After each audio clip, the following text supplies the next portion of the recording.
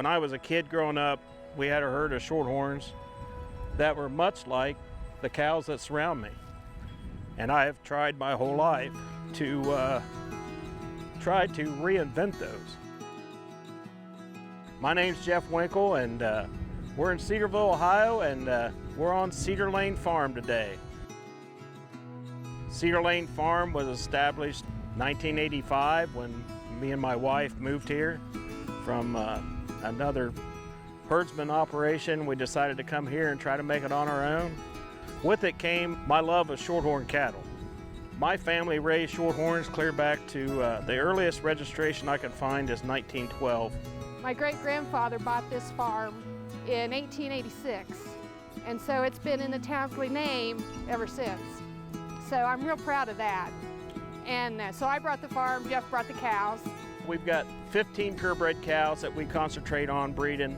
Of those 15 cows, 5 of them are donor cows that we flush regularly and collect embryos. And then we have another herd of about 20 of what we call recipient cows, where we do embryo transfer, and that's where the majority of the calves that we sell come from.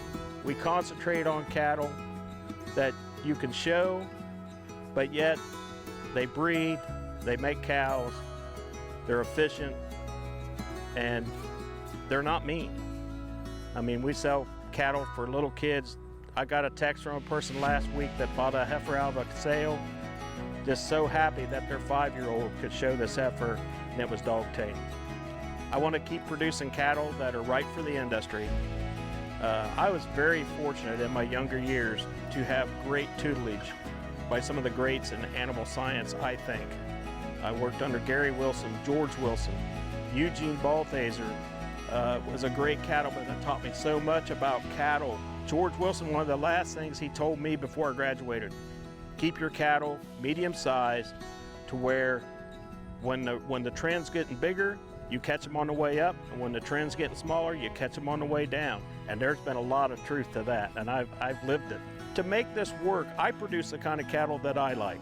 I like really smooth-shouldered, neat-fronted cattle that comes from back in the 80s with big barrels and lots of red meat. So on environmental stewardship, I'm probably one of the few guys left around here that still has a little bit of grass. My farm's kind of like from the 50s, if you want to say that. I mean, we raise 30 acres of soybeans, 30 acres of corn, 30 acres of wheat, and we rotate it around every year. So we're trying to save our soil. I'm not a big proponent of buying a lot of commercial fertilizer. I've got 40 shorthorn cows. I got a real nice manure spreader and a real nice skid loader. We haul a lot of crap, and it's good for the ground. My soil tests are as good as anybody's around, and we do a lot with a little. We have to with what we're doing. Environmentally, we're pretty friendly. We got a creek right over here.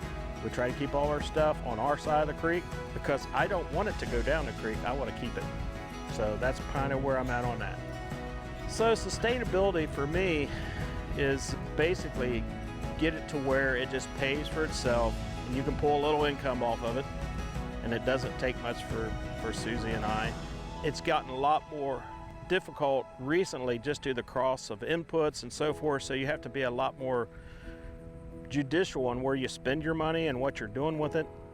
But to make it sustainable, you know, you have to get profit off of every acre. I want to make better cows. I want to make more of them. I don't want to get any bigger. I'm happy with where I'm at. I'm 64 years old. I'm cool with where we're at, and it's a God's plenty to take care of right now. So I'm just going to keep making good shorthorn cows, and that's what I do.